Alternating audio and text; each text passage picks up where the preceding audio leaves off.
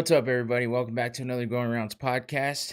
I'm back again so we could talk about some UFC 287. Big pay-per-view this weekend, and for the first time in 20 years, it's back in Miami. So, gotta have the themed out colors going on. Hopefully, everything's coming across all right, and yeah, hopefully you enjoy it because I'm excited about this card. I've been excited about this card, and you know, sometimes not everyone's excited about every card, but this is one in particular that I'm excited to see, and I'm happy that it's going to be a good one, and it's leading up to be good too because everyone's talking about it. And watched the press conference today. That got me a little hyped too.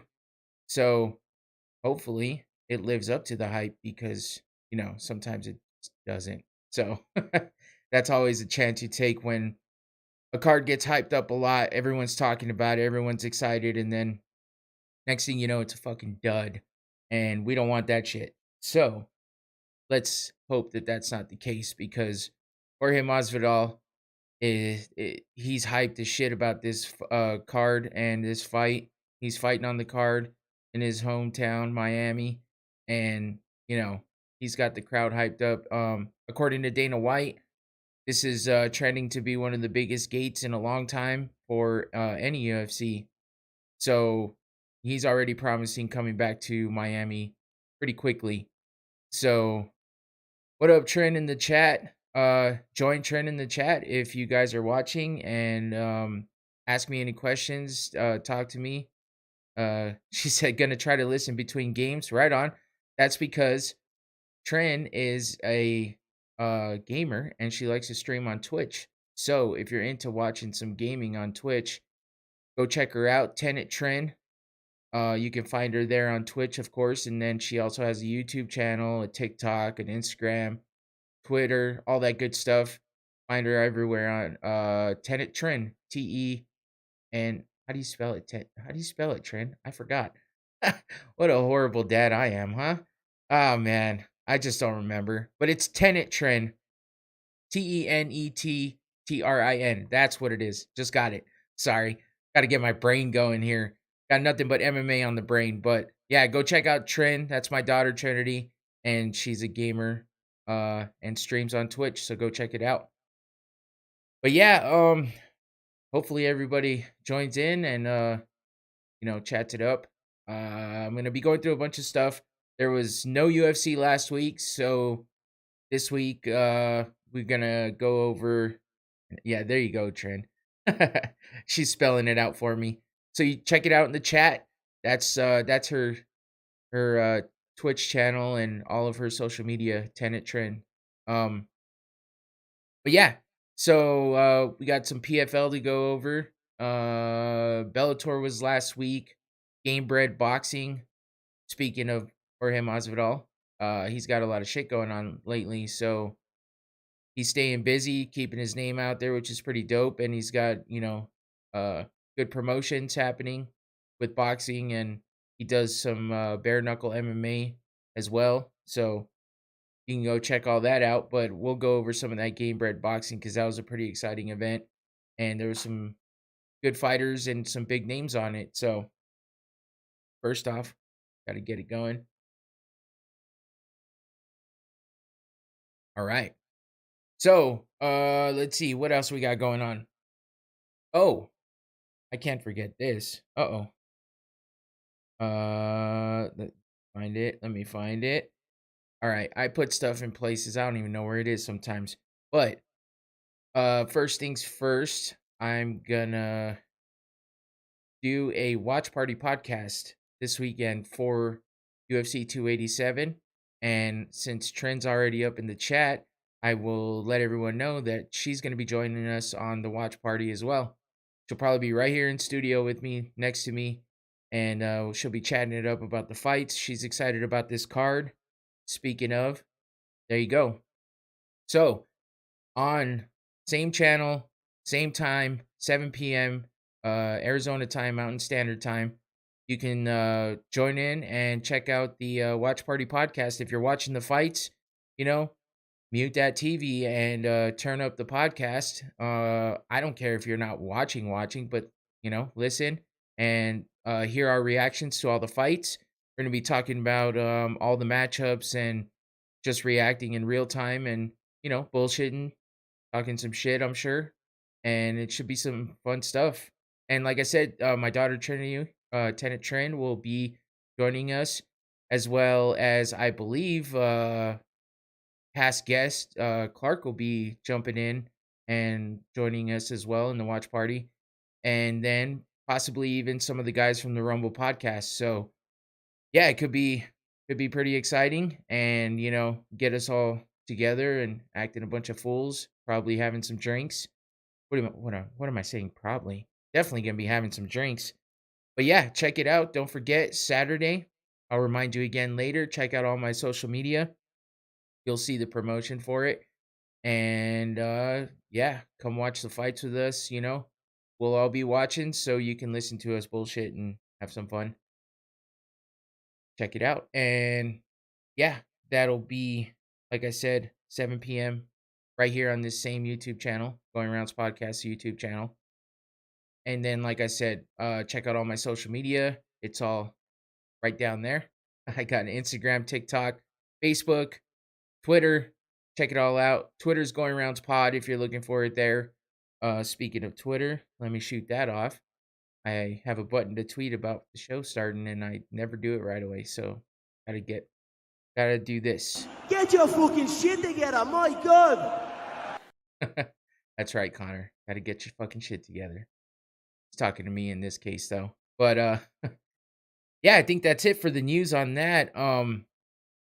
Let's see. Next week, I was gonna try to have somebody on this week to talk about this card, but everybody's busy. And that's why we're doing a watch party podcast as well, because it seems like everybody's busy. Everyone's doing something. People are out of town, this, that, and the other thing. Everyone's got something going on, which is fine. Everyone gets busy. No big deal. I always keep this shit going. I'll keep talking about MMA every fucking week. That's why I have this show. So what am I talking about? But yeah, I was trying to get someone on the podcast this week, Clark or Patrick or anybody, but everyone's busy. So maybe next week. Patrick said maybe he'll jump on next week, so that'd be cool. If not, I don't know. We'll have to see who else wants to jump on soon. Get a second face in here, and it's been a while since I've had a guest, so I want to try to get somebody on soon. But if you watch the podcast this weekend, you'll see a few people on, so that'll be cool. So yeah, next week, check it out. We'll be going over everything that goes on this weekend, talking about the shenanigans during the Watch Party podcast and everything else that's happening. So don't forget, next week, tune back in. I'll go over that again later, of course, because, it's time to get this shit going, get this shit started. We got a lot to talk about, and we will start off with some Bellator. Bellator 293. There's so many damn events. It's so hard to remember everything. But yeah, that was a pretty decent card. There wasn't a lot of big names on there. On the poster there, you got Kat Zingano. She's probably the most notable. But Marcelo Gome versus Daniel James was the main event. It was a heavyweight fight. And it looks like... Oh my God. Here we go. Hey, internet, how about let's not be stupid today? Yeah, but anyway, Leah McCourt and Kat Zingano had a pretty damn good fight. It was kind of bloody, and Kat came out with the win, which I'm pretty happy about, because that's what I was hoping for. Because, like I said, she was kind of up and down, back and forth with wins and losses, and she just needed the win. That's what she needed, and I'm glad that she got it. So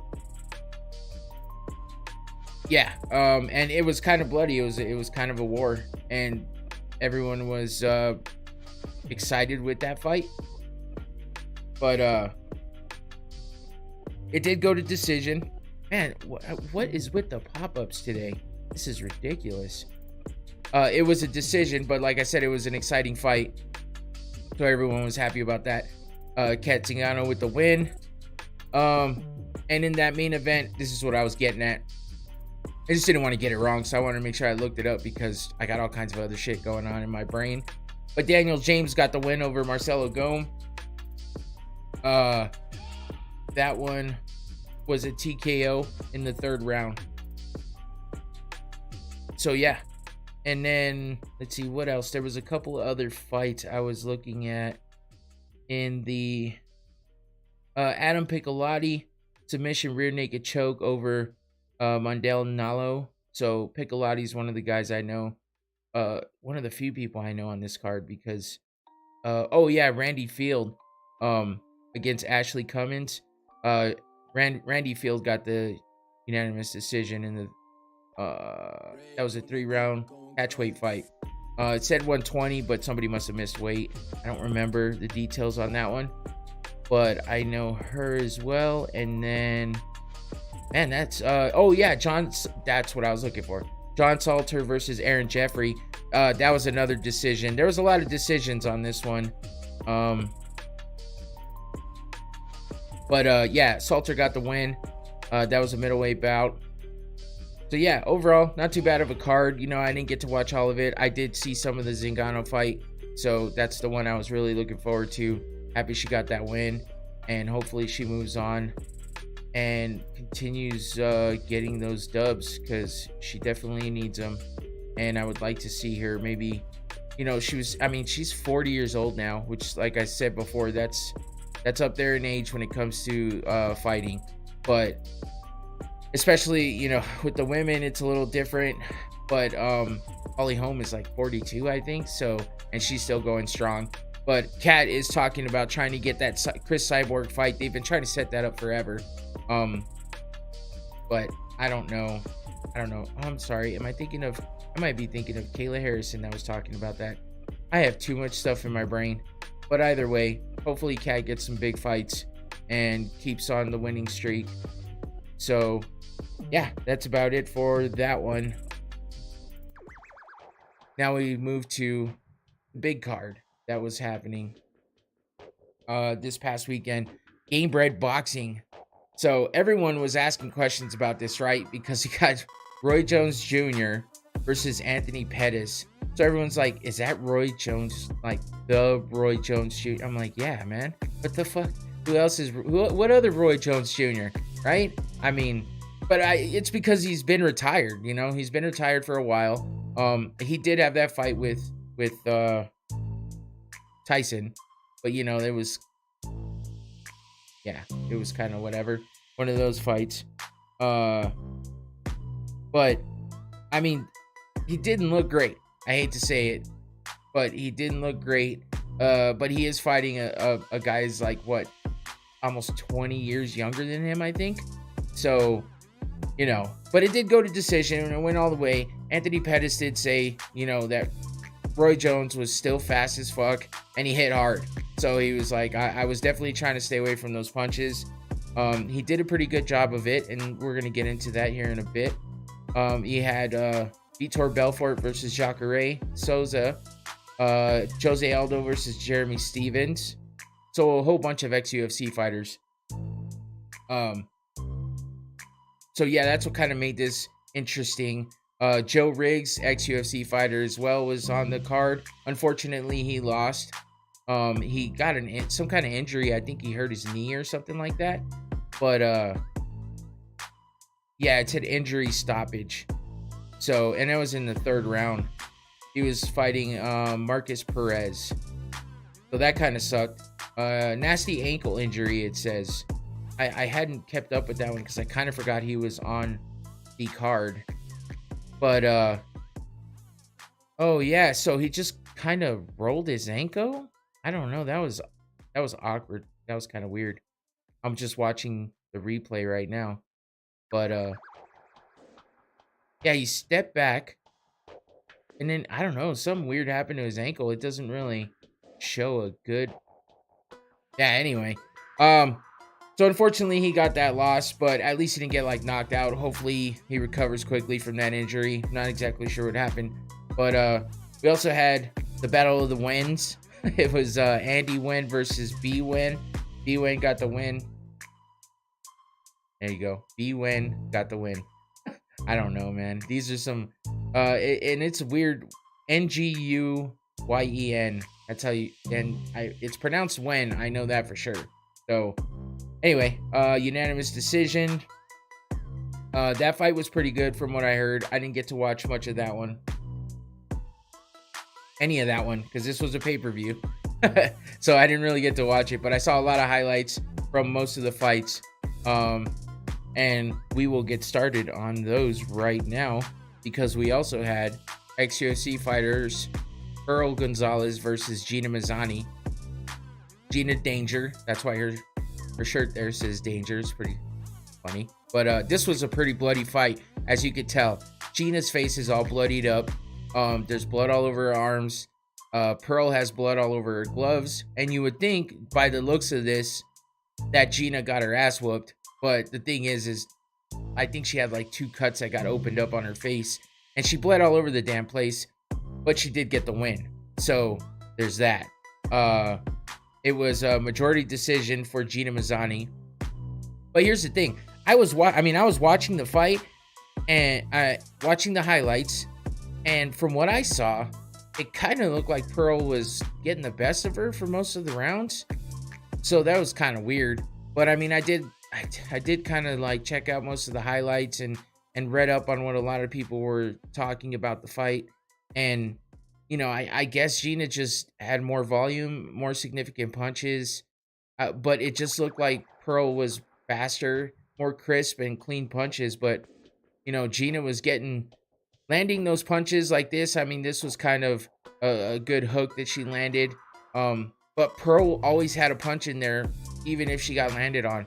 So that's why I was kind of confused, because it seemed to me like Pearl was getting the best of her from everything I was watching, but she didn't win, and it was a majority decision. So 57, so it was 57-57, 59-55, and 58-56.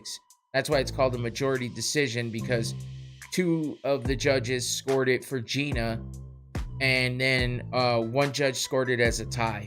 So, I mean, nobody scored it for Pearl, which I guess I was way off. Fuck, I don't know. I mean, again, I wasn't watching it live, and I didn't get to watch every second of the fight, but I did see a lot of it in highlights. I mean, just various highlights and stuff, and I was like, man, it just seemed like Pearl was doing the damn thing. But I guess not. In the end, Gina got the win, bloodied up and everything.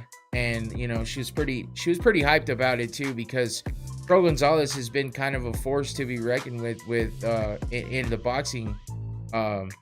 boxing platform right now. So that was a good win for Gina. It was a good debut. I'm pretty sure that was her debut, and yeah, she got that win over Pearl Gonzalez. And Pearl wasn't too hurt about it. She said that she kind of felt like she got the win, but she can understand why she didn't. So, you know, it is what it is.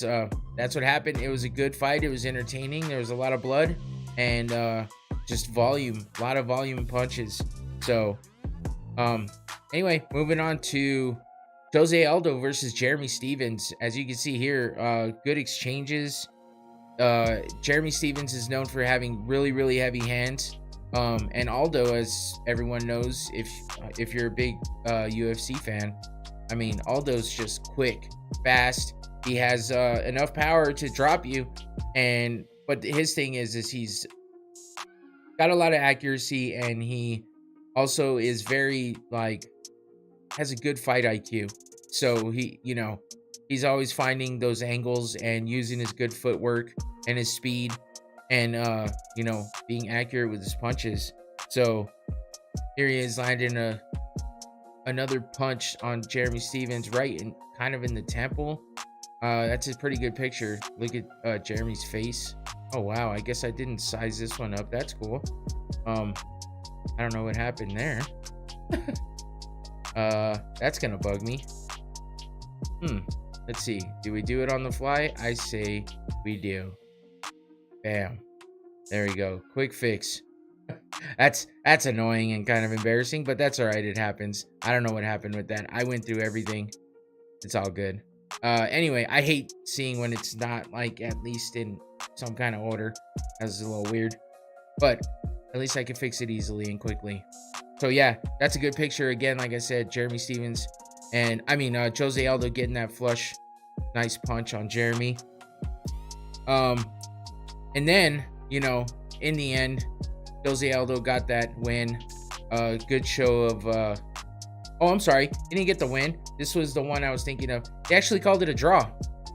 This was I don't know, man. It's kind of weird. Majority draw, which means 2 out of the 3 judges scored it as a draw. So I thought Aldo was winning for sure, but Jeremy was landing a lot of good punches as well. Just a draw, man. I mean, what can you say? It's boxing. But that was an entertaining fight too, just because of their names and who they are, and watching them go from MMA to boxing. It's always interesting to see how they're gonna do. And it's nice to see that, it's not completely lopsided and they kept it interesting. So, but yeah, moving on to Vitor Belfort versus Jacare Souza. Again, ex-UFC fighters, both legends at this point in MMA. And, that's kind of a dope picture of Vitor looking like, man, he's really got that like old skin look, huh? I kind of thought he was going to be ripped up, man. I didn't think they were going to be testing. I was thinking maybe TRT Tour was going to come back. Juiced up Vitor. But, either way, he looked good, man. Judging by this picture, you would think he got his ass whooped. But once again, cuts just got opened on his face. Jacare gave him a fight, for sure. But, Vitor ran away with it. And Vitor got that win. Unanimous decision, because like I said, it was not, it was one-sided in the fact that you could tell obviously Vitor was winning. Vitor got the win, but Jacare gave him a good fight, so you can't down on him too much. Here's a little bit of an example. He was landing punches. That's why Vitor was opened up. He got bloodied up because a lot of these guys have a lot of scar tissue and stuff on their faces, and especially with those big gloves, just, grazing off the skin and stuff. But either way, you're not going to just get cut out of nowhere for nothing, right? Jacare landed some punches.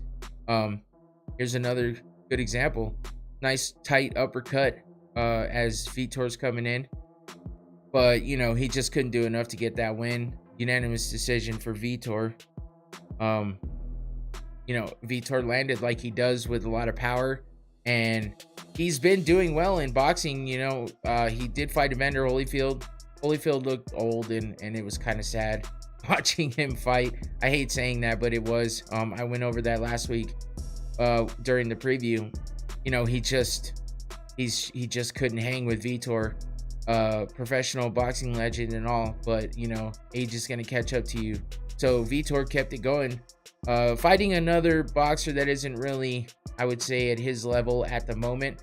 But like I said, Jacare gave him a fight, and watching 2 MMA legends box it out in the ring, it was interesting to me. I liked it. I watched all the highlights, and I thought it was pretty good. So Vitor did his thing and got the win over Jacare. So we'll see what kind of other events are going to be coming up, and what other UFC fighters they're gonna get in the ring and do some of this boxing.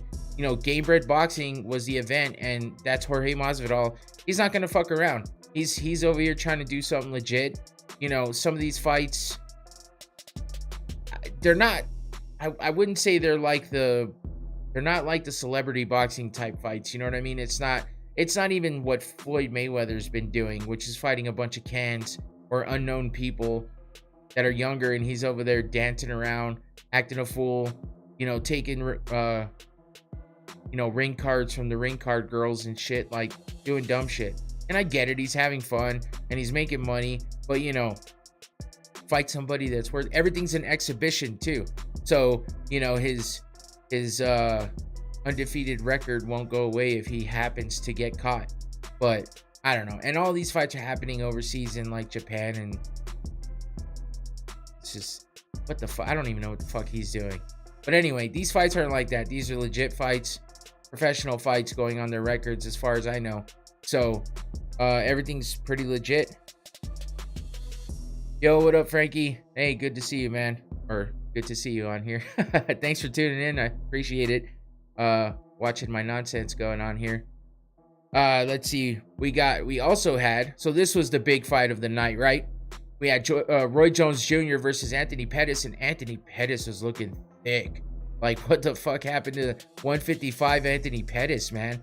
Homeboy was looking like he stacked on some pounds. From what I understand, he was weighing around 200, which, you know, Roy Jones is usually fights at higher than 155, obviously. So, but man, when I saw Pettis, I was like, God damn, that fool got thick. And you could tell in this picture too, because normally like Pettis just looks not frail, but just real thin, man. Like, he's not ever really cut and ripped up or anything, but like he doesn't look that big, that's for sure. So he packed on those pounds to try to get that win over Roy. And I mean, he did the thing, you know. That's I guess it was worth it, because he probably just didn't want to be the small guy in the ring, which is cool. And, you know, he's doing all this different stuff. He's boxing. He's still under contract with the PFL. So we'll see if he goes back to that at all. But, you know, he's doing his thing right now, and it's cool, man. He looked good in boxing. He got Roy with a bunch of body shots. And I don't know if that was his game plan, but it definitely worked. He slowed down that speed. Like I said earlier, he talked about the speed of Roy Jones, saying that he still had that speed even at his age. So maybe he used those body shots to handle that, you know. And that movement, you know, those ducking down while ripping those body shots probably helped him out from getting touched up in the head, you know, with some of those hard shots that he said Roy was throwing. Said he still had some power. You know, they always say power is the last thing to go. So I'm sure he still got some power in those hands. But to still have the speed and have it like noticed by Pettis was something that I wasn't expecting. So, but yeah, like I said, just ripping those body shots, man. And that's how he wore out Roy. It's sad to see one of the guys go down like that, but at least he didn't get like murdered, you know. He got handled, but it wasn't like a really bad showing by him. So yeah, it is what it is. Pettis with the win. It was a majority decision, like I said earlier. It was no knockout or anything like that. Roy touched him up too, though. You can tell in this picture that Pettis got touched up a bit. You know, his face is looking like raccoon eyes there, and a little bloodied up. But Pettis did his thing, and I was happy to see it against a legend like Roy Jones. You know, it's not every day you get to do some shit like that. So pretty cool to see. Anyway, I'm excited to see what else Gamebred's got in his pocket for the next event, man. It seems to be getting bigger and bigger. He's always coming out with more and more things to put out there and promote. Like I said earlier, he's got a bare knuckle MMA promotion as well, so that's interesting. Haven't really got to see much from it. Hasn't really been a whole lot going on with it lately, but again, he is fighting this weekend, so you know, sometimes things got to go by the wayside a little bit. This event was big and went on last weekend, so I'm sure that was enough. You know, he says that he's not doing the day-to-day stuff or whatever, but, you know, he's still got his hand in it, and he's out there promoting it. So, good on him, man. It's another good way to keep things going after he's done fighting. So, other last interesting thing happening in combat sports news right now. Oh, geez. I'm dropping my phone. Had to turn off my alarms before I get some sounds. I don't know if you heard about this, but WWE was bought out by Endeavor, who is the owner of the UFC. So that's pretty interesting because, as we already know, there's been a lot of back and forth with the UFC and WWE getting compared, business models kind of being mirrored.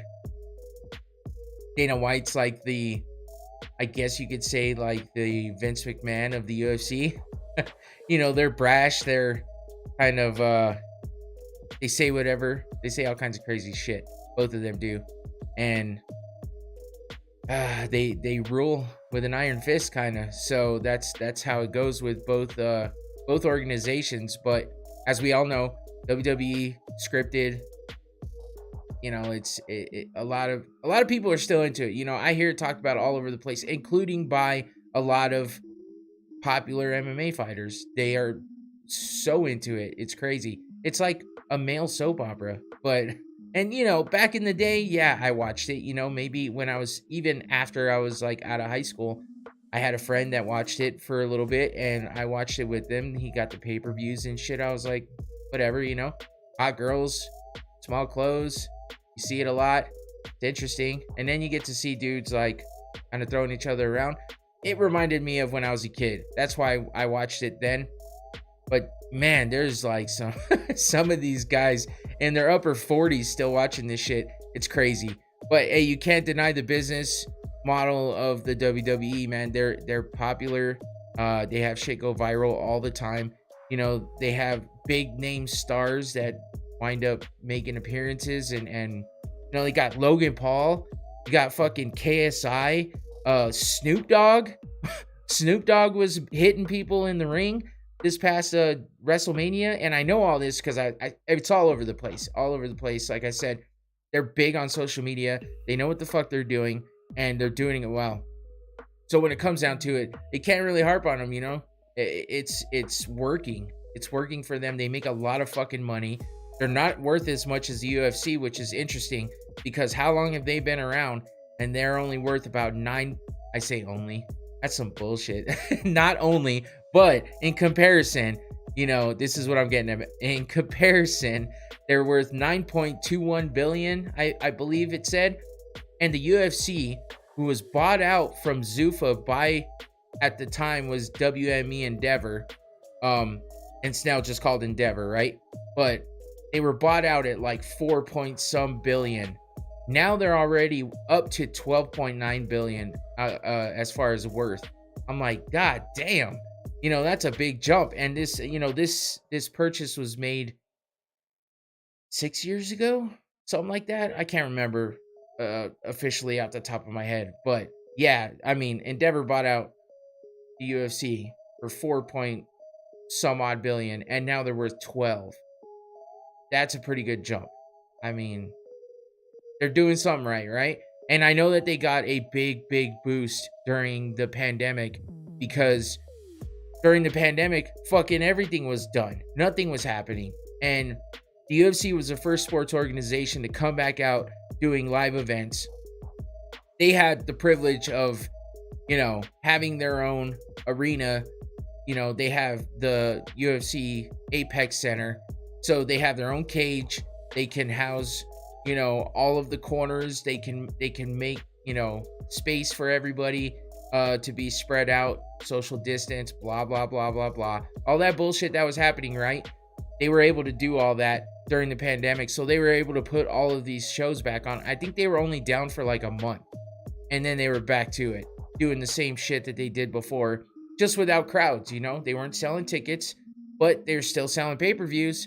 They're still, getting all of that revenue from everything going on that they normally do, except no live gate. That was it. So I guarantee they got a big boost in profits and their worth because of what they did during the pandemic. So it's not a surprise to see that they're worth a hell of a lot more than WWE. And I know that there's been some, some kind of waves happening in the WWE. There was the whole thing with Vince McMahon stepping down because of allegations of this, that, and the other fucking thing. Just like everywhere else, right? Everything else is tainted by all these allegations. And I'm not saying that he didn't do it. I'm just saying whatever the fuck he was accused of, there's always some kind of accusations being thrown around. Whether they're true or not, I don't know. But Homeboy's back doing his thing, back in the WWE as the face of it. And yeah, it was short-lived that they kicked him out. So, or that he stepped down. But you know how that goes. But anyway, yeah, so now Endeavor buys out WWE, and according to Dana White, which actually I have that here, his statement, this company has been on fire for the last 7 years, and now that we will be adding WWE to the portfolio, I was close, 7 years. Now that we'll be adding WWE to the portfolio, I'm excited to take this to another level. Vince is a savage in the wrestling space. Ari is the best at what he does. Ari Emanuel, by the way, one of the higher ups in Endeavor. And then add what the UFC, Jesus Christ, add what we at UFC bring to the table, and there is no limit to what the company can accomplish in the next few years. So yeah, they're thinking they're about to do some big things. Now, don't get it fucking twisted, right? You're not gonna have scripted MMA fights, even though people already say that shit happens. Like, get out of here. Like, don't be fucking stupid. They're not gonna have wrestlers come over to the UFC without getting the proper training, the proper anything. Yes, I know CM Punk did it. I think the UFC learned from that. And if you don't have legit accolades like Brock Lesnar, who I still don't think was, I just think he's a big beast, and that's what got him through. And yes, he became a champ, I get it, but he was also a national champion, or at least a all-American fucking wrestler in Division I wrestling in college. So that's a pretty big accolade, if you ask me, and anybody else that knows wrestling in that factor. So, you know, Brock was legit, okay? Bobby Lashley has fought in Bellator and other promotions as well.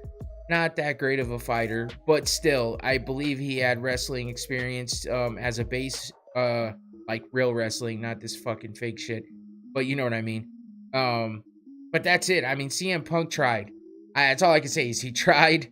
I give him credit for getting in there, but he wasn't very successful. So I'm not sure if the UFC learned from that or not, but I think they did. So I'm going to go ahead and say there's not going to be any of that happening. It's not going to be one of these things where they're going to have these guys coming over acting like they're going to be some big legit thing in the UFC just because Endeavor now owns both companies. Like, get the fuck out of here. Here's some more on what happens. Dana said there's a lot of great things that we can help WWE with to help their business grow. There's a lot of things, because when you look at what Endeavor and UFC has done together, we sold for $4.025 billion. Now the company is worth $12.03 billion. Yeah. There's a lot of things that we can add to WWE with the synergies that we've created with WME and UFC. Yeah, that's worded weird. But anyway, he said, I'm sure better deals will be made with the arenas, White said. Alliances will be made, deals in alliances and sponsorships. The list goes on and on. The business side is really where you're going to see a big difference. As far as the performance, what we do, you'll never see a difference in that. Meaning, you know, a difference in that with the WWE thing, it's not going to happen. There really won't be any type of crossover. Yeah, Brock Lesnar, who wanted to come over to the UFC and test himself, became the heavyweight champion. He's that good of an athlete. That's the key thing. He's an actual athlete. He's not just some fucking wrestler, who are athletes as well, but this guy was a legit athlete throughout his entire life. The other guys are just athletes in different ways. That's what I'm trying to say. I'm not trying to discredit them and what they do completely, but in comparison to what happens in the UFC with legit combat sports, it's not real. Like, you're not going to just come over here and do it like the way you do it in WWE. It's not going to happen. So then you had Ronda Rousey, who was a world champion here, and then went over to WWE and tested herself there and became a world champion there. Which, yeah, I mean, if that's how they want the storyline to go, that's how the fuck it's going to go, because it's scripted. I mean, people go off the script sometimes, but either way, they plan that shit out. So, whatever. it's more legit that Brock Lesnar, came to the UFC and became a champ. So, I mean, Ronda already had a personality in the UFC and was popular as fuck in the UFC, being the main woman that brought women to the UFC. So, of course, she's going to go to WWE and they're going to make her a star. I mean, that's kind of how it goes. So, yeah, that's the biggest thing. Nothing's going to change with leadership. Vince McMahon, I guess, and Ari Emanuel are both going to stay executive chairman. So Ari Emanuel is the CEO of Endeavor. That's what I was saying earlier. And Vince McMahon is, was the owner of WWE. Now he's going to be an executive chairman. And then Nick Khan will be the president of WWE. And then, of course, Dana White's staying the president of the UFC. So that's how that's going to go down. So don't think you're going to see a bunch of wrestlers coming over to the UFC. Maybe they'll have it a little easier to make their way over if the UFC sees them as a legit possibility.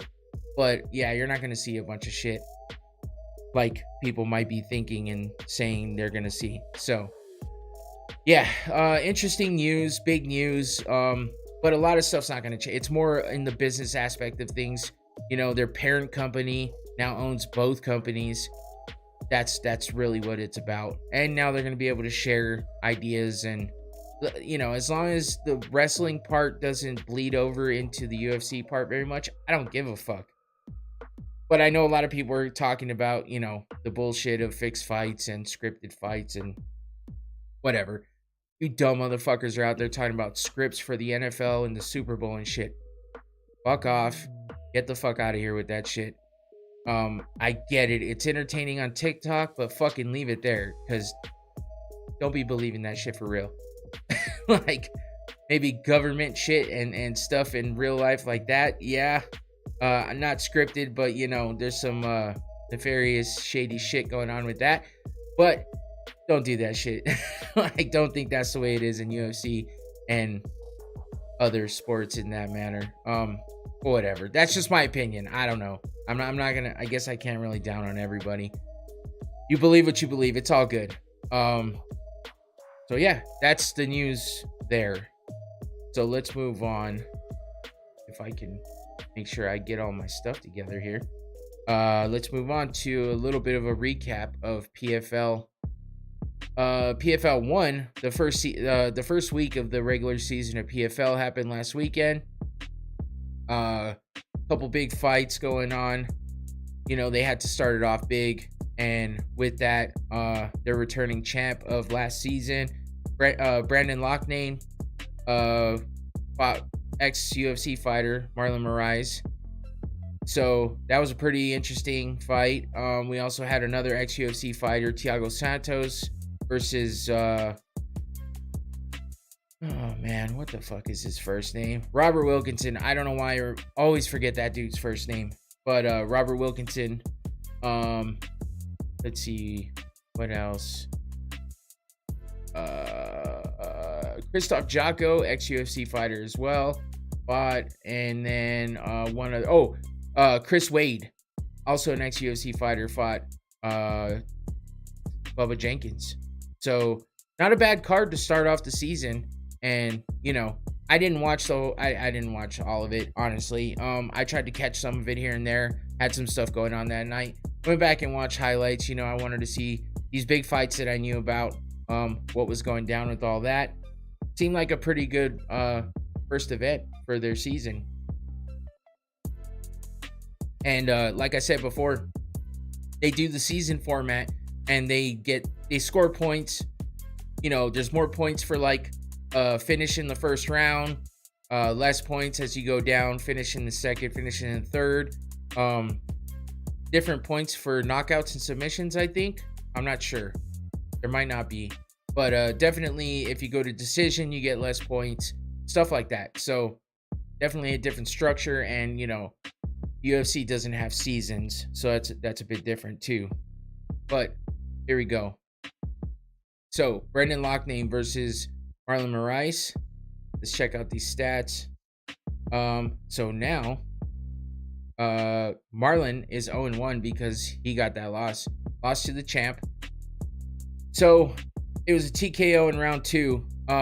Sounded to me like Marlon didn't look like himself, but Brendan Loughnane is just that dude right now. He's just rolling through the PFL. Just every fight is exciting. He's always coming out there ready for the win and ready to get a finish. And, with that finish for him, he gets 5 points. Those points accumulate. That's how you get yourself into the playoffs and then the championship. And they're always all fighting for a $1 million purse at the end. So, it's pretty substantial money to have behind you when you're going for that fight. So, fighting for $1 million, not too bad of a thing. Then we had Robert Wilkinson versus Thiago Santos. And Santos got the loss, unfortunately. Wilkinson got the decision. So he only got 3 points. So this is what I'm talking about. Loughnane got the stoppage in the second round and then got 5 points. So Wilkinson got a decision, win all 3 rounds, and also and only got 3 points.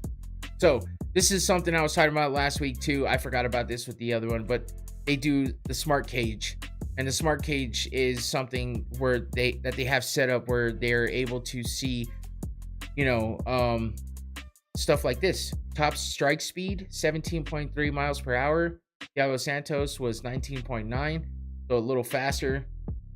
Wilkinson. Fighter performance rating, which is an accumulation of all these stats down here. Wilkinson in the first round, 77 versus Santos, 11. Second round, 51-14. Third round, 37-39. And overall final, 55 for Wilkinson, 21 for Santos. As you can see, they accumulate all of these stats right here. Strikes landed and thrown, arm strikes, leg strikes, ground strikes, takedown, submissions. They take everything into consideration. These are all the things that they measure in their smart cage and come out with, those stats. So that's pretty cool. I was hoping to get a little more information on everything that goes down with the smart cage, but it's kind of surface level. It sounds like they're still trying to develop everything. And then I also heard Kenny Florian talking about AI scoring, which I think is kind of what we were looking at, that accumulation of all of those stats put together to make up some kind of overall rating for the entire round/rounds. So I believe that's what it's all about. But yeah, if you look into it, there's only videos about it dating back to 2021, and I feel like they need to update some stuff because a little bit of it seems to be kind of using a little bit, I guess you could say. So Christoph Jocko versus Will Fleury, I think that's how you say his name. Will got the win, and here's some more of those stats. So that was a lot closer of a fight from what it looks like here. 39-33 for the overall final rating. It was a decision, so Fleury only got the 3 points. Yeah, so we got Kabulov, winner by decision over Kudo. This was the other fight I was interested in seeing, and I kind of figured it would go this way. Bubba Jenkins got the win by decision, 3 points for him. Sounds like he pretty much mopped the floor with Chris Wade. So 22-57, but I assume there was a lot of takedowns. No, it was only 2 out of 4. Wow. Bubba Jenkins probably had a lot of control time, though, I would assume. So, see, these stats are a little confusing. Ground time, standing time, and they're all the same on both sides. Inner zone, outer zone. Yeah, man, I don't know. Either way, Bubba Jenkins is a high-level wrestler, so I'm not surprised to see that he got the win by decision. And, when he doesn't try to put too much into his hands, he definitely gets the win. So, yeah, That's an interesting tattoo. Look at that. He's got his gun at his waist. That's hilarious. Anyways, yeah, the rest of these fights, I don't really know too many of these dudes, but you can check it out. Yeah, I feel like a bad fan, but it's hard to keep up with every single fight. These are getting way deep into the bottom of the card. So those are the biggest fights I wanted to cover. So yeah, this week, again, acting like the UFC, PFL has another event going on, PFL 2, because it's the second card of the season. So they the main event of this card is women's featherweight. So the returning champ, Larissa Pacheco, who beat Kayla Harrison last season, fighting Julia Budd, who is she's a pretty seasoned vet in MMA. Been around for quite a while, and she's got a 16-5 record. You know, she doesn't have as many fights as Pacheco, but she's been around for quite a bit. If you've followed MMA for a while, you probably recognize that name. She's fought a lot of big name fighters as well. So, no odds. That's weird. I was hoping to see the odds on that. But anyway, yeah, here's the entire card. Oh, Jesus. I put the wrong one up first. Sorry. Larissa Pacheco versus Julia Budd for the main event. Bruno Capoloza versus Matthias Scheffel. A lot of hard names here. And then Pererira. Dude, I'm not even going to try. Jorge De Castro, though. I know him. He's been around for a bit. So, yeah. Let's see. Now I have to fix this because I went out of order. There we go. All right. So there's an Aspen Ladd, ex-UFC fighter. She kind of left the UFC because she kept missing weight. And then her weight cuts, she just couldn't get her weight cuts together. So she moved over to the PFL. She made weight easily this time, from what I understand.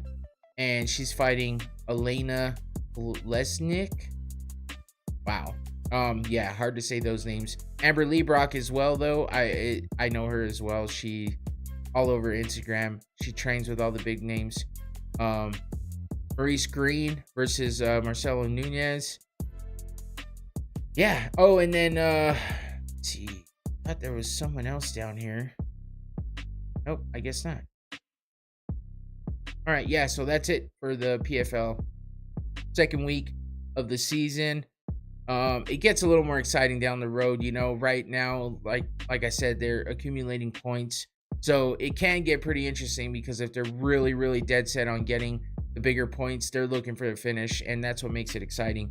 So check it out, and you know, check out what the smart cage is. You know, it's a different kind of feel, a different kind of vibe compared to the UFC, but you know, every organization has its own thing.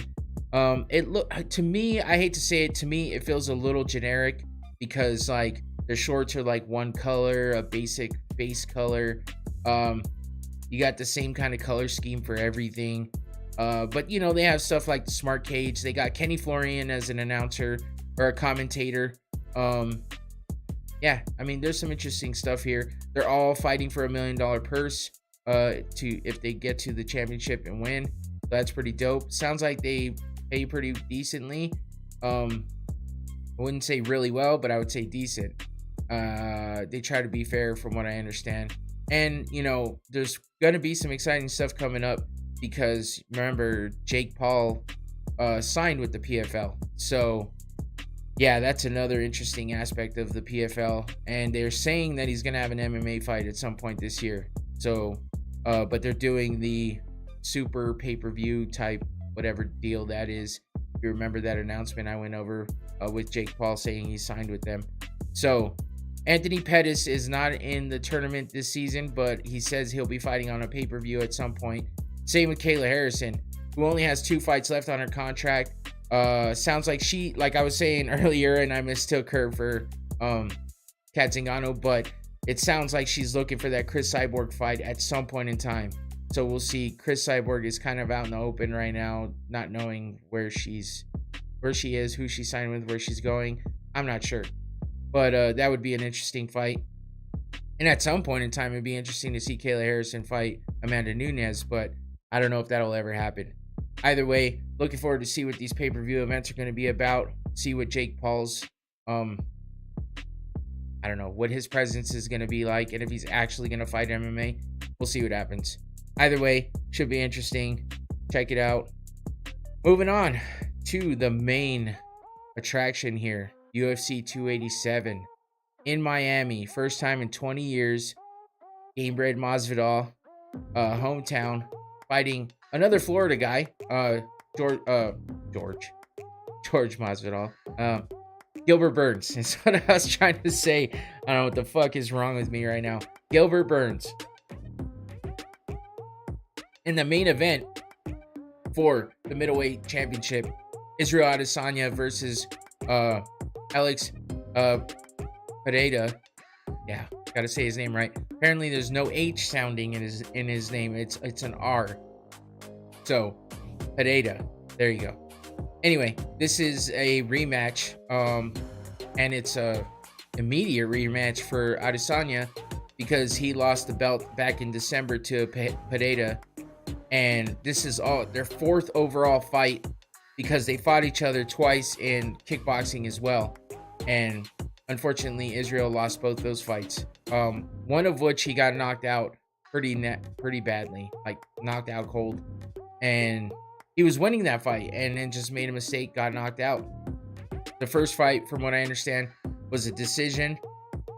So yeah, then Isreal comes over to the UFC, does the damn thing over here, gets the title, becomes a superstar, you know, winning fights left and right, fighting legends like Anderson Silva. You know, had a couple of not so great fights in the middle in there, but looked pretty damn good. He's great, exciting fighter, and very popular. I know Trent, that's one of Trent's favorite fighters, and my daughter. And yeah, but like the fucking boogeyman that Alex Pereira is, he fucking decides to follow Isreal over to the UFC, only fights in like a few fights, winds up getting the title fight, and then wins the fucking belt after being dismantled in the first round, got dropped, and got like fucking wobbled horribly at the end of the first round in the first fight. Izzy just was making him look like a fool, but he's a monster. I don't know what else to say. He's a fucking monster, and he has some kind of crazy Wolverine type healing, and he's got his brain right, came back, and winds up fucking knocking out Izzy in the last round of the last fight, which was a damn shame because yeah, man, Izzy was doing so well. He was winning most of that fight, and it was looking good for him. I thought for sure like Izzy's on his way to winning, and didn't. He took that loss, and a lot of people said it was a kind of an early stoppage, but when it comes down to it, the argument can be made for both sides. I think if they would have let him keep going, then he would have gotten knocked out cold completely. Unfortunately, just because of how bad he was wobbled, how bad he was hurt at the end of that fight. So, it's unfortunate, but that's how shit goes, man. And it sucks, but there's not much you can do about it. So, yeah, this is going to be exciting, and I actually cannot wait for this fight. Let me get to this page so I can actually present this correctly. For some reason, I was a smart guy and decided to use this page as something else, so that was dumb. Anyway, here we go. Let me get to the bottom here. This was the fight I was mistaking. Here we go. Here's the card from the bottom to the top, okay? So Sam Hughes is fighting Jacqueline MRM. But anyway, Sam Hughes made her debut a little while ago. She's been looking pretty decent. A lot of hype behind her, saying she's, you know, gonna do well in the UFC, but she's at she's gonna be kicking off this card in the early prelims. So there's that. She's still trying to make her way up there, but you know, oh no, what is going on here? Oh damn it! Hold on. See, I just tried to. There we go. Okay. I just got a little stuck. No big deal. Anyway, Steve Garcia versus Shaylin. I can't say his last name. They're not going there. Cynthia Calvillo versus Lupi Godinez. This should be an interesting fight. Cynthia Calvillo was in contention for quite a while. Hey, what's up, man? Esuch. What's going on, brother? Thanks for tuning in and joining in. Lupi Godinez versus Cynthia Calvillo. Calvillo was on the come up, man. She was in contention for quite a while and then kind of fell off. So, she's 9-5-1 versus Lupi Godinez, who's 8-3. Both coming off a loss, and yeah, looking like that should be a pretty decent fight. Cynthia Calvillo, I was a fan. You know, I was a fan for a while. I still am, but you know, I thought she was gonna do big things, and unfortunately, she's just been losing lately. So I'm hoping she turns it around here. But Lupi Godinez is a great fighter as well, so should be a decent fight. Chase Sherman, the Vanilla Gorilla, versus Carl Williams, starting off the regular prelims and heavyweight there. And then we got GM3, Gerald Mearshart versus Joe Pyfer. This should be an interesting fight because Mearshart and Pyfer are both exciting fighters, coming off a win in their last fights. That's a good one. I'm excited for that one. There's a lot of big names. I mean, we're still in the prelims here. Michelle Watterson Gomez. I guess she decided to hyphenate her name. But anyway, Michelle Watterson versus Luna. Man, I don't know what the fuck her last name is. I can't say it. I suck. Anyway, Michelle Watterson needs this win. She's been on a losing streak. Not good for her. You know, I don't know what the deal is lately. She just hasn't been putting the wins together. I'm hoping she gets the win here. She's coming off a loss, like I said. Luana's coming off a win.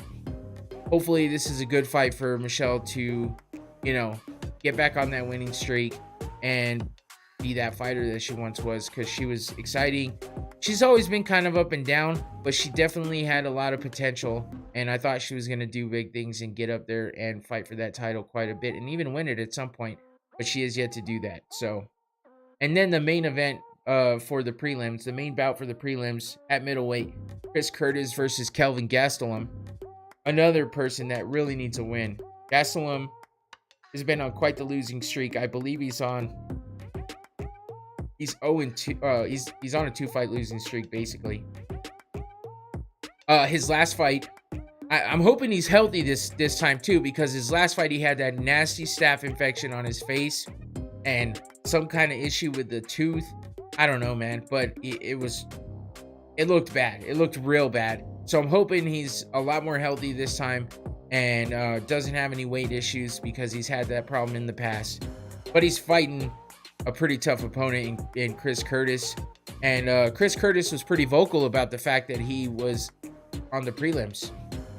Not happy about it, because I think initially he was on the main card, and unfortunately he got taken off and pushed down to the prelims because they put Raul Rosas Jr., pretty much the youngest fighter in the UFC right now, and the youngest fighter ever to get a win in the UFC.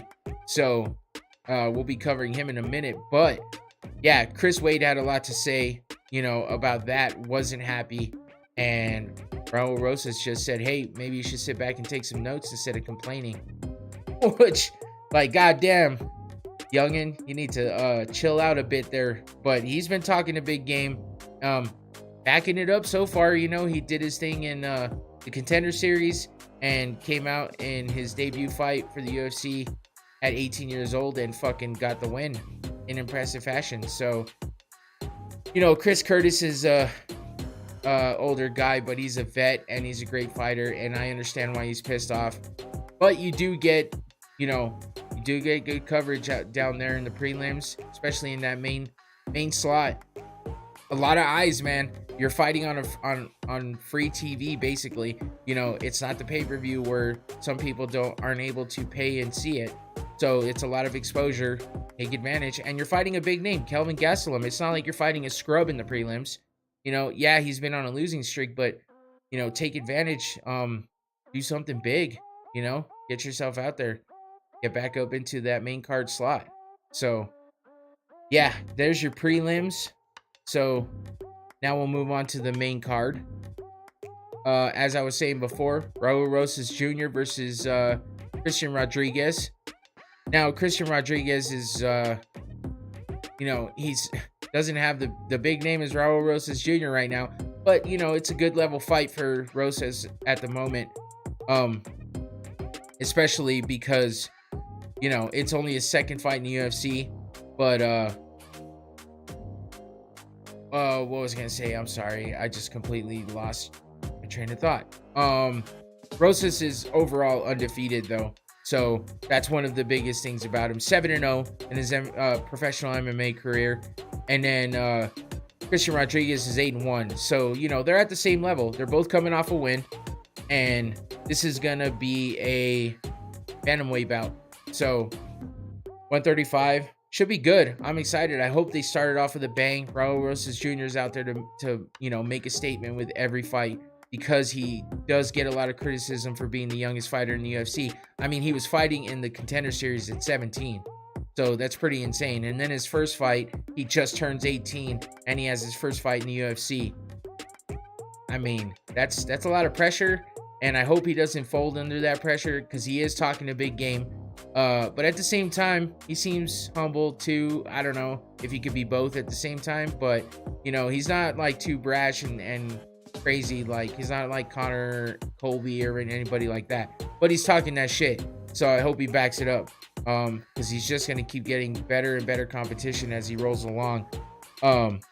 But Christian Rodriguez, good submissions, good hands, and, you know, both these guys have good submissions, and they both tend to want to be out there ready to bang. And then if he gets to the ground, go for those submission attempts. They both want finishes. Raul Rosas Jr. with that finish in his debut UFC fight, you know, in the first round too, and he gets the win over Perrin. So, and Perrin had a lot of good things to say about him. You know, it's not like he talked him down and talked shit. So, yeah, we'll see how Rosas does in his second fight. Next fight, Rob Font versus Adrian Yanez. This has some potential for sure to be a great and exciting fight, because, damn, I guess I went out of order here. According to, yeah, fuck it, who cares? Yeah, Rob Font versus Adrian Yanez. This is gonna be a banger. Both these dudes are out to fucking get knockouts for sure. Heavy hands, fast hands, bantamweight fighters, 135. So you know they're gonna be fast and furious. That's about how that goes when both of them are out there to get a finish. So this should be an exciting fight. I'm trying to see. Rob Font's coming off a loss, but Adrian Yanez is coming off a win. So we'll see how this one goes. Like I said, both of them are always looking for that finish. Oh, you gotta be kidding me. What happened here?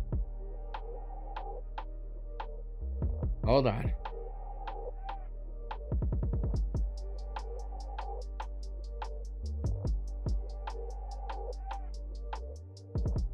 There we go. I don't know what that was. Little hiccup there. But yeah. Yanez, like I said, always looking for that finish. Good hands. Accurate punches. Drop that fool quickly. So, and then Rob Font, a lot of the same. Big kick. Followed up with the punches. And a lot of people are high on Rob Font right now. Adrian Yanez as well, but you know, Font's got a little more experience, and yeah, I'm thinking this is gonna be a banger. I'm excited for this one for sure. Moving on to Kevin Holland versus Santiago Ponzinibbio. This should be a good fight, but sometimes Kevin Holland decides to not stall, but he definitely slows things down sometimes. And I don't know, it puts a damper on the fight. It just depends on how frustrated his opponent gets him. But Kevin Holland likes to talk a lot in the cage, so it makes it exciting and entertaining. And yeah, he's coming off a loss to Khamzat Chimaev because he got thrown into that craziness during the last Nate Diaz fight when Khamzat missed weight. Kevin Holland stepped up and yeah, he did the damn thing. Took that fight against a monster and lost, but I give him props for even getting in there short notice catch weight fight against a fucking monster like Khamzat. Ponzinibbio, last fight was a win. You know, Ponzinibbio's just one of those dudes that's there. You know, he hasn't done anything too crazy in the you know, recently, but yeah, he's always there for a good fight, and we'll see what he does with it this time. Crap, hold on. Let's see, but he does have some heavy hands, gets knockouts. You know, this is him dropping Gunnar Nelson, who is not a punk at all. So, you know, that is a good win under his belt there. Let's see. I want to see who Ponzinibbio beat. Oh, Alex Morono. Before that, he had two losses against Jeff Neal and Michelle Pererira. So, yeah, I mean, it's not like he's fighting easy fighters either. So, but Holland comes in with the fire. Look at that, against Brazilian Cowboy. Yeah, followed up with those quick ground and pound strikes. Holland is always there for an entertaining fight. And always talking in the cage, like I said. So I'm excited for this one as well. This whole card is fucking dope. Oh no, shit. Okay. So Holland's last fight was against Stephen Thompson. I don't know why I thought the last fight was Khamzat. But I guess he fought again in December against Wonderboy. Okay. But he lost. So he's on a 2-fight skid right now. So Holland needs a win. He needs to beat Ponzinibbio. And I kind of get the feeling he's going to, because I think this is the type of fight that Holland gets up for and does disrespectful things like this to Jacare. I mean, he's on his back and he basically knocks out Jacare as he's standing up, which is so disrespectful. But it's entertaining as fuck. So I was going nuts when I saw this. I'm like, what the fuck? How the fuck are you gonna do that off your back? It was insane. But anyway, yeah, that was a great win. Kevin Holland, fucking Mr. Batman, superhero out in the real world too. Always seems to be apprehending some kind of criminal at some point in time before a fight, which is pretty nuts. And I mean, he shows proof. You know, he always gets something on video. So yeah, that's a great fight. Once again, this entire card, I'm excited for. I'm not missing any one of these fights because, once again, we're doing a watch party podcast. So we'll be watching. You can watch me watch every single fight, every single minute of every single fight. So join in for that. Be ready. Moving on. Another great fight. People's main event pretty much here. Gilbert Burns versus Jorge Masvidal, because, you know, Masvidal is a hometown boy and he's in Miami. Both of them Florida guys, though. They both train in Florida. And but yeah, there's heat on this one, man, because Masvidal, I don't know what's gonna happen with him. He needs a win because he's been losing. And Gilbert Burns is a tough ass opponent. Like, tough as fuck, man. It's no easy fight. But it's a big name, and if he gets the win, who knows what happens? You know what I mean? Because this is one of those fights where it could be that one of them get a title fight off of this win. So, I mean, Gilbert Burns is ranked number 5, and Masvidal is ranked 11. But, you know, Wouldn't be the first time the 11 ranked fighter goes up and gets a title shot off a win. No matter how many losses he had before that. So, crazier shit's happened. But I'm excited for this one, man. Gilbert Burns is coming off a win, but like I said, Masvidal is coming off a loss. And let's see. Masvidal last lost to, unfortunately, bitch-ass Colby Covington. But that was March of last year. So a little over a year from now. I mean, shit.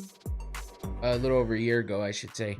And Gilbert Burns' last win was against Neil Magny, which was January of this year. So just fought not too long ago. And then he had that war with Hamzat before that, which I give him props for that fight, man, because he dropped Hamzat. That was an all-out war. He's the first person to test him. He didn't get the win, but it was an impressive showing. So that was good on Masvidal. I mean, good on Burns. But Masvidal's coming out here with a fire under his ass in his home state, in his hometown, fucking ready to give the people what they want. But, when you have a fighter like this, dropping Tyron Woodley, Gilbert Burns has heavy hands. He's got a good ground game. He's a black belt in jiu-jitsu. Brazilian fighters, always good at jiu-jitsu. But almost always. But yeah, Gilbert Burns has some hands. And, dropping Tyron Woodley like this, it's no joke, man. And then he did the same fucking thing. What is going on? Hold on. I don't know. There it is. I don't know what's happening. My stream deck's acting stupid. But anyway, did the same thing to Usman during their title fight. He dropped him, kind of humbled him for a second. He didn't win that fight. Otherwise, he would have been a title holder. But, just dropping Usman like that, man. Everyone was pretty excited about that one. But Jorge Masvidal, like I said, with that fire, I mean, I don't know if anybody hasn't seen this, and if you haven't, you just saw it. This was the entire fight. Opening seconds of the fight, flying knee, knockout, and then taunts him. Fucking Masvidal, man. He's such a goddamn character, and he talks a lot of shit. And, he started in backyard brawling with Kimbo Slice. So Kimbo gave him his shot with all of that, got him, pretty well known, and then he just kept going from there. So, and then here we go, Masvidal being a fool. This was after he knocked out Ben Askren. Just making fun of him, man. It's fucked up, but also hilarious and entertaining. So what can I say? Masvidal's a fucking character. I don't like everything about the dude, but I like a lot about him. This is when he coined that super necessary fucking little line, because this, everyone kept saying, was it necessary to run and jump on top of Ben Askren and punch him like 3 times in the face when he's knocked out cold? And he said, yeah, it's fucking super necessary. Hey, until that ref pulls you off, you do what you got to do. So and Masvidal's a savage. They call him Street Jesus because he's fucking, yeah, he's a street king for sure. So but yeah, I loved watching this in his last fight, dropping Colby Covington like the little bitch that he is. Unfortunately, he lost that fight. Massive grudge match there, but he's looking to surpass Colby right now, because as of right now, Dana White's saying Colby Covington's gonna get that title shot against Leon Edwards, which is some bullshit, because Colby's claiming he's got a brain injury. So Masvidal brought up a damn good point. How the hell are you gonna fight for a title when you're talking about having a brain injury? You gotta pass your medicals. So what the fuck? You're claiming to have a brain injury, so you're either gonna forfeit that lawsuit that you got going, or you're not gonna be able to fight because you actually have a brain injury. I mean, a concussion's a brain injury, I get it, but if you still have symptoms from that, and that's why you're suing about it and pressing charges on people, why the fuck do you think you're gonna be able to fight? I don't know. I went off on Colby last week or the week before. Last week? Yeah. I don't think I need to get into that again. But I do like watching him getting dropped. And Masvidal definitely enjoyed doing it too. But Masvidal cannot forget the first time he ever got KO'd. Nasty KO against Usman for when he fought for the title. Oh man, that's one of those knockouts that you just see over and over and over again in the highlights. So yeah, I mean, this is just I mean, kind of picture perfect when it comes to Usman knocking away that hand, making him drop his guard, and then just flush on the chin.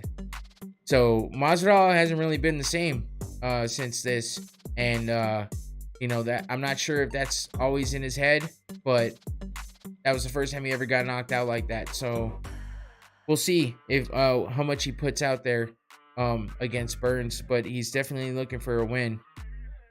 And if he gets that win, will he get the title shot and surpass Colby Covington? Because him and Leon Edwards have that history, you know, 3-piece in a soda. Because Leon was talking shit during one of Masvidal's interviews, and you know, Masvidal's just like, "What's that? You want to say that a little louder?" And then he told him, "Hey, yeah, come over here and I'll let you know what's up." So he walked over there with his hands behind his back, and as soon as they got face to face, Leon said something, and Masvidal just took his hands out and pieced him up. 3-piece in a soda. Another iconic line. But against Leon, you know, I like Leon Edwards, but hey, that's what the fuck happened. So pretty crazy incident in the backstage of the fight in London that year. But if he loses, he might also retire, because he did say this could be the last one. If I lose, I'm pretty much calling it quits. But a win against Gilbert means that things are headed in the right direction. So if I roll the dice and do everything right, I'm going for it all. That was a quote posted by MMA Junkie on the potential retirement after UFC 287. So via the UFC countdown. So yeah, I mean, you never know. If he loses, is he going to retire? He might not. If he doesn't, you know, he might be in contention for the title. We'll see what happens. If he wins big, I'm thinking there's a possibility he might get a title shot because of that history between him and Leon Edwards. But you never know. So, definitely excited for that one. Now on to the main event. Alex Pererira versus Isreal Adesanya. Part 2/part 4. Like I said, they had 2 kickboxing fights and 1 MMA fight. So this will be the 4th fight between them overall, and the 2nd MMA fight, rematch for the title. And Pererira is fucking, let's see, he had 1, 2, 3 fights in the UFC before he won that belt. I said like 6 earlier. Yeah, no, 3 fights. Insane. Comes in, you know, he didn't fight the biggest names until he fought Sean Strickland, who's somebody we all know, I'm sure, because he's got a big mouth, doesn't shut the fuck up, and is stupid. So that's how I know him. I don't know how you know him. Decent fighter, but fucking asshole. So anyway, until he fought Sean Strickland, nobody too big of a name. Bruno Silva was the biggest name before that. 3 fights in UFC, then fighting for the title because of the history between them two, and the fact that he looks like a goddamn monster when he fights. So this is their immediate rematch for Isreal Adesanya to fight for that belt. Here's the problem. I'm worried because I like Izzy. I would like to see him get that belt back, but the winning percentage for an immediate rematch for the ex-champ to get the belt back on that immediate rematch, not good. Very low percentages. If you look at fuck, I already forgot my examples. Joanna and Jacek. Oh man, I had a bunch of examples. Who gives a shit? Either way, very low percentage. So, you know, same thing happened with Leon Edwards. That was another big one. That's more recent than anything. I mean, Kamaru Usman versus Leon Edwards. Leon gets that win, the last part of the 5th round, head kick knockout, and then Usman gets the immediate rematch, comes back, loses again. So it never looks really good for the ex-champ to try to get their belt back right away. I'm hoping it's different for Izzy, but is Pererira in his head because he's beat him 3 times? Twice by nasty knockouts. I don't know. I don't know if he can do it, man. But I would love to see him get that belt back. So, here's the thing. I'm happy to see this too. Sean Strickland getting his ass knocked out, which is hilarious. And now he's fucking training with Pererira, which might be a smart thing. In UFC Embedded, the latest episode, he's in the gym training with him, and then they take a picture, blah, blah, blah, whatever. Who gives a shit? Because Sean Strickland's a douche. But it's probably pretty smart of him to fight against this to train with this monster that he fought and got knocked out by. But this is what I'm worried about with Izzy. I mean, look at that nasty left hook. That's what everyone's scared of. Like, short, tight left hook, straight to the chin. You see that chin get worked, man. It's not good for Izzy. And then here's the entire finish from another angle. Look at that. There's that hook. Oh, man. Fucking nasty. Pererira's just, even Izzy's coach was saying he's just on another level with that power. So you got to stay away from him.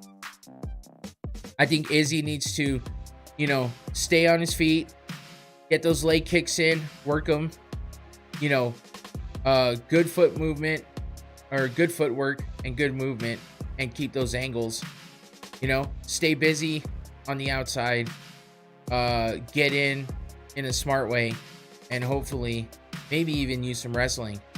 That might be the way. I don't know that Pererira's really got a lot of wrestling under his belt. Maybe he's got some jiu-jitsu there, but if Izzy can work that wrestling, grappling, and kick those legs out from under Pererira, it can take some of that steam out of those punches, slow him down, outwork him, and hopefully finish him, because, he definitely has power. He got Costa, he dropped him and got on top of him. Lots of ground and pound, heavy punches, and then he, simulated banging him. That was hilarious.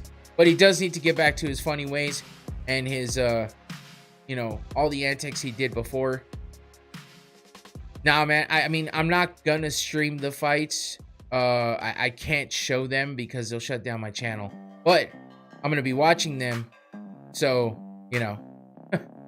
you can listen in and hear what we have to say and listen to our reactions, but I can't show the fights because they'll shut down my channel. And yeah, I don't need that, man. I got a show every week, so I apologize for that. I'm sure you can find it somewhere else if that's what you're looking for, but I definitely won't be actually showing the fights. So anyway, back to yeah, this is a lot more of what Izzy needs to do. He did have Pererira fucking wobbled at the end of the first round. 5 more seconds, it would have been over. But Izzy needs to do a lot more of what he did in the first round of that fight. Kick those legs, take him down, wear him out, and, just be smart with his punches, man. I want to see Izzy get the belt back, but it's tough. Like I said, that percentage of a immediate rematch isn't good. So we'll see what happens. I'm excited for it. Saturday night. Don't forget to come and hang out with us during the Watch Party podcast, during the main card of UFC 287. Once again, here it is. We'll be watching the fights. I cannot show the actual fights. I apologize for that. I know that's what everybody's looking for. I can't do it, though. I got to keep my channel in good standings. This is where I, stream the podcast and stuff. So, yeah, it'll be us talking. It'll kind of be like a multi-person podcast. We'll be reacting to all the fights, talking about what's going down during the fights. And if you're watching them, you can listen to us and have a good time. Or if you're not watching them, you can at least get updated as to what's happening throughout the fights while you join in on the podcast. And you can jump in on the chat, talk to us. I'll have Tenet Trend, gamer and Twitch streamer on with me. My daughter as well. And then I will have Clark, who was a guest in the podcast before, and probably some of the guys from the other podcasts I do, the Rumble podcast. So come check it out, see what's going down, have a good time with us. Hopefully, you'll be watching the fights along with us. I'll try to help sync it up as we go. But once again, it'll be 7 p.m. Arizona time. When the main card starts is when the podcast will be live. So, yeah, tune in, check it out. Have us in the background, have us in the foreground. I don't give a shit. Just tune in. Like the video, share it. Get the word out there that I'll be doing the podcast Saturday. Same channel and everything. So, same time even. Come have some fun with us. And yeah, unfortunately, I'm not showing the actual fights, and I apologize for that. But I have to keep my channel in good standings, and I know I'll get shut down, so I can't do it. Anyway, go check out my social media. It's going on down there. Going Rounds podcast everywhere except for Twitter. It's Going Rounds Pod. Yeah, like and subscribe and comment later if you're watching this later. Go listen to the podcast on any platform that you get your podcast from. Mostly Spotify, Stitcher, Apple Podcasts, all that good stuff. You can find it anywhere. So you can also watch the podcast on Spotify as well. Yeah, thanks for tuning in. Had a lot to say. Went an hour and a half. So thanks for hanging in there, everybody that's in there. Thanks for everybody that commented. And don't forget to check out the Watch Party podcast with us on Saturday. I will see you then. Enjoy the fucking fights. They're going to be great. Don't miss it. Find a way to watch it. Find a friend that's getting it. Or just come listen in and get updated as we go while we're on the podcast. So thanks again for tuning in. I will catch you guys next week for the recap. I will see you on Saturday too. All right. Peace.